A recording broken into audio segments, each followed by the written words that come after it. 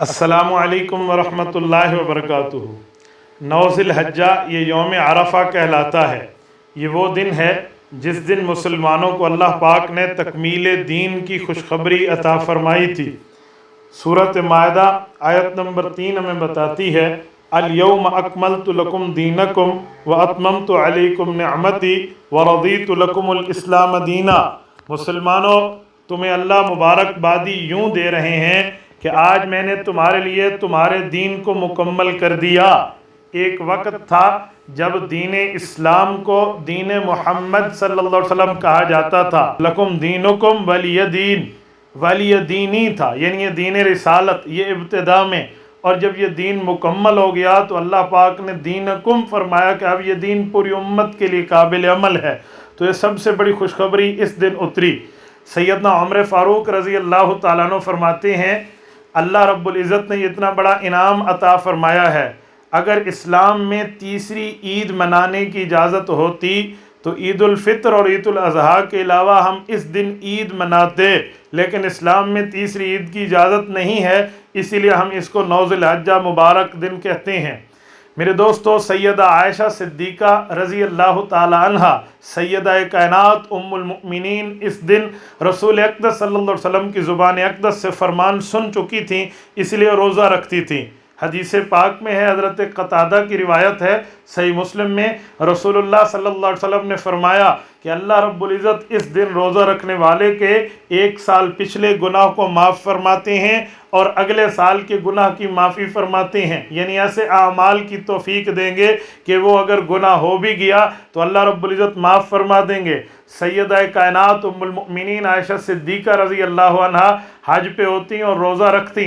गर्मी के दिनों में अम्मा जान का हज होता था, लेकिन इस दिन फिर भी रोज़ा रखती। हालांकि उलमा का फतवा है हाजी इस दिन रोज़ा न रखे क्योंकि उसके आमाल हज मुतासर होते हैं, लेकिन अम्मा का तकवा था, वो रोज़ा फिर भी रखती और बाज़ औक़ात बेहोशी तारी हो जाती तो अम्मा जान पर पानी की छींटें डाली जाती।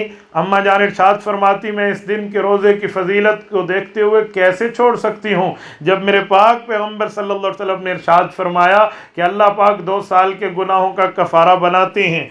तो मेरे भाइयों, हमें भी इस दिन रोज़ा रखना चाहिए और रोज़े की तरगीब देनी चाहिए।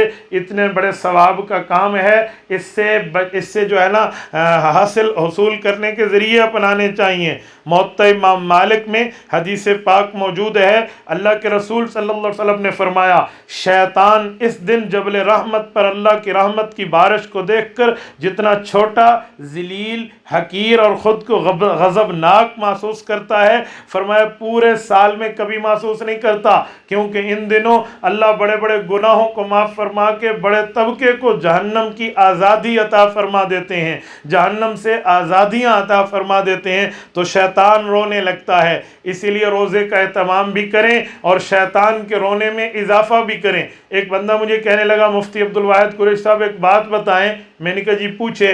कहते हैं रमज़ानुल मुबारक तो इससे भी मुक़द्दस दिन है, उस दिन शैतान क्यों नहीं रोता जब बंदा सहरी और इफ्तारी में अल्लाह के सामने सरबसुजूद हो और अल्लाह की रहमत रमज़ान में उतरती हैं। मैंने कहा मेरे भाई, आपके दिल में दीन का जज्बा ज़रूर है, लेकिन इल्म पे आप समझे नहीं हैं। दीन का इल्म भी समझिए।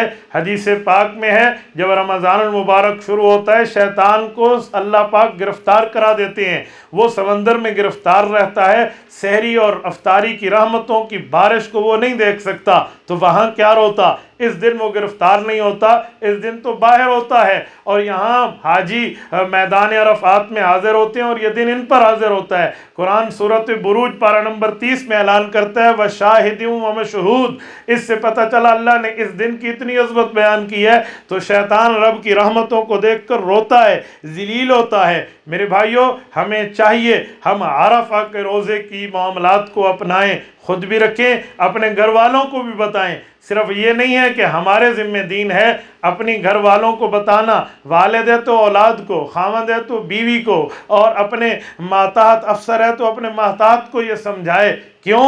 ہماری ذمہ داری ہم ان کو بتائیں گے۔ ہمیں اللہ کا قرآن کہتا ہے یا ایھا الذین آمنوا قوا انفسکم واہلیکم نارا، یہ اللہ پاک نے اعلان فرما دیا ہے ہمارے لیے۔ یہ سورۃ تحریم میں پارہ نمبر 28 میں رب نے ارشاد فرمایا لوگو خود بھی جہنم سے بچو اور اپنی اولادوں کو بھی جہنم سے بچاؤ۔